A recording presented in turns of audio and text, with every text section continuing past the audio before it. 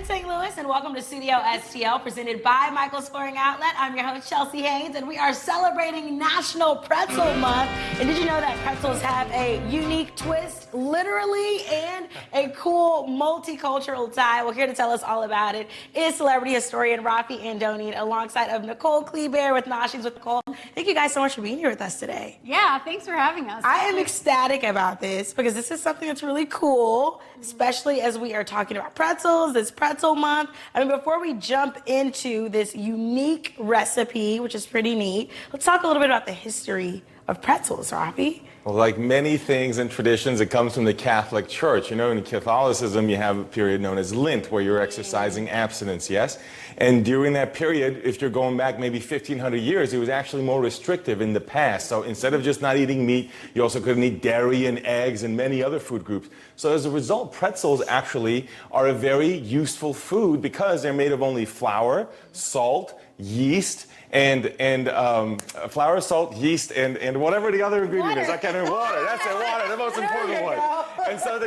And so it's a very simple dish. Now, funny enough, think also of monks. We think of them as drinking beer, right, to help hold their stomach during this period. Well, in that situation, who knew that pretzels and beer have been going together for centuries? Believe it or not. So this to is make it through the fasting. Exactly. So that's how pretzels begin. Now, a funny story: over the course of centuries, pretzels popularized across Europe. And about 500 years ago, when you go to Austria several hundred years ago, you have an encounter with the Ottomans who are trying to invade Austria, and the Austrians who are making their pretzels down below the ground are hear that the Ottomans are digging underneath toward their bakeries, believe it or not, underground.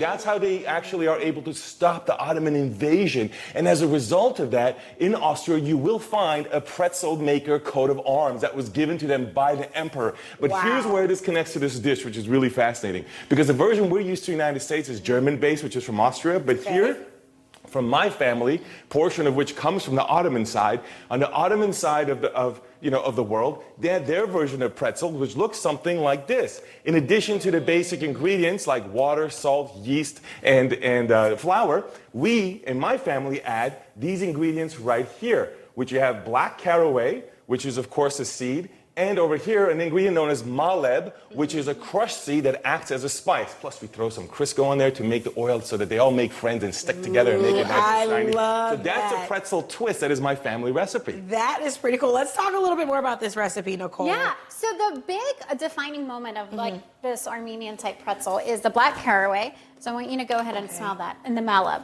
And that smells good. Yeah, it's kind of earthy. It's not herbal, like aromatic. Yeah, I like and then this one is maleb, which is a seed of a cherry. Ooh. That's a cherry good. seed. Yeah. It's very subtle. But it's not something like you're used to like getting in the U.S., so it makes it a pretty defining flavor. I like that. So you can taste both of these flavors in this twist. Correct. Okay. Yeah. So literal twist. Yeah. So this is just a bowl. It's flour, water, Crisco, yeast, and the two spices. Okay. And you mix it together till it forms a smooth ball. You let it sit for about 30 minutes just to get it a little bit softer. Okay. And then you break off a little piece. You want to form about 2-inch balls. So we're all going to form a little ball here. All right, I can do that. And this is kind of considered pre-shaping. So it has gluten in it from the wheat flour, and gluten, it's a protein, and it makes the dough stretchy. Okay. So whenever you bite into, like, say, a really hearty bread and it has a chew, that's gluten. So I want to make it look just like that over there, those balls that you see there. I feel like mine is not sticking together. Hold on. It was sitting out User error. Yeah. Got to smoothen it out, smoothen it out. So we got this ball. So these, and then by the time you would make like your couple dozen, the first ones are ready to shape. So then you would just pick up another one. I'm putting out everyone to work. Perfect. I'm okay with that. And then you kind of roll it between your hands into a long, kind of like a wormy shape. Okay. And So remember, those other balls have been sitting there for a while, so they've been kind of puffing up, so we can do this better, right? Nice. I can see it's, like you said, forming just a little bit easier than the other ones. So what the rest does is it allows you to shape it instead of it wanting to go back to where it wants to be. So after you get about 8 inches, traditionally they would form them into a circle. Okay. Some people do it as a twist, so we have both options here. So you can either make it into a circle or a twist. I want to try the twist. So you would just make it, the twist is kind of almost like lowercase L in script. So you would just, Okay. you have it, mine's not quite long enough. I think I need a little bit more length. I think I didn't make the I want ball. to make them look something like these shapes. You see the So- traditional ones, circular ones there, and then the twisties are what my family did as a different twist from the traditional ones. Yeah. How's that? Perfect. Okay, and then you there just we go. twist it and then you allow this to rise. At this stage, most people would say allow it to double, which is not a really accurate way to describe it, and it's hard to determine. So what you would do is before it goes into the oven, you would want to cover it so it doesn't dry out. If the outside dries out, it won't rise as much. You press it and it pops right back up.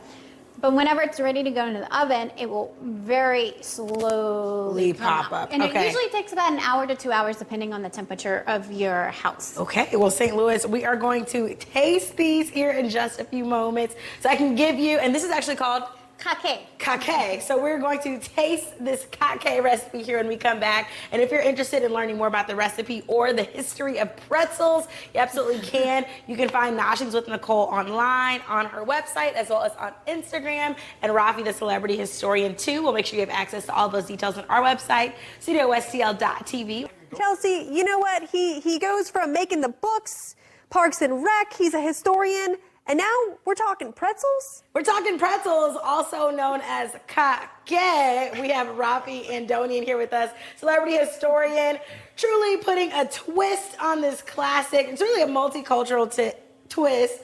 Nicole Kleber is also here with Noshings from Nicole, and you guys have walked us through how to make kahké. It's a beautiful piece of pretzel work, if I do say so myself. We made two different versions. Raffi, you made the circular version. Correct. Nicole and I went ahead and made the twist. And this is the final product right here. Yeah, so after it goes from this stage over here, from the twist, it rises, you put it in the oven at 375 degrees for about an hour, and then you get this lovely product. I think it's beautiful. It's kind of crisp, it's fat. Hey, I'm ready to You try want it it. to look like this color when you look at it. You got to Golden eyeball brown. it. Yep, I'm you gotta eyeballing eyeball it. We want it nice and golden. Okay. All right. We're going That's for it? Oh, wait. Oh, Oh, you're darn it. hard. So you That's good. Notice how it's crispy? Historically, some of the first pretzels were soft, but over time, we got used to hard pretzels and developed in Europe and the United States. As I mentioned earlier, most of the pretzels we're used to in the U.S. came from Germans and German-type immigrants. Remember, rolled gold had a presence here in St. Louis, for example. But most pretzels come out of Pennsylvania. They're hard partly because of increased shelf life and ability to deliver further, stay on the shelf longer.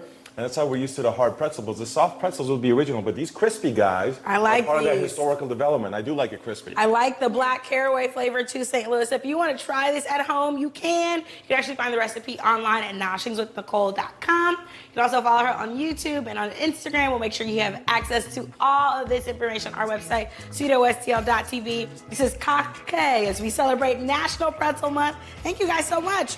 Cheers. Hey, then let's do it. Let's do it. Let's do the twist. Let's do the twist.